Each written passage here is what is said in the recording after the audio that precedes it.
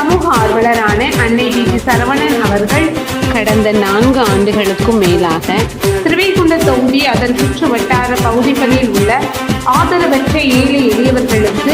இல்லம் தேடி இரவு உணவு திட்டத்தை ஏற்படுத்தி உணவு வழங்கி வருகிறார். இந்நிலையில் தமிழக வெற்றி கழகத்தின் ஐம்பெரும் கொள்கை தலைவர்களில் ஒருவரான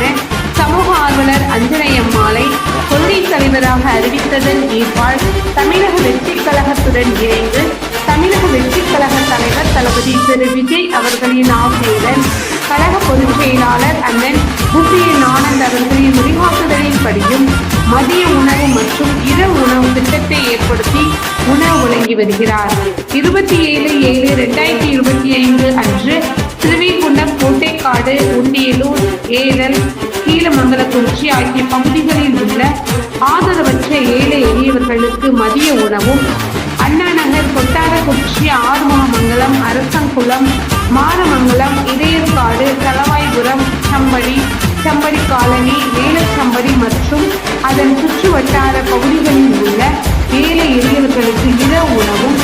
தமிழக வெற்றி கழகம் தூத்துக்குடி மேற்கு மாவட்டம் சமூக ஆர்வலரான அன்னை டி சரவணன் அவர்களின் சார்பில் அன்று 205 நபர்களுக்கு உணவு வழங்கப்பட்டது.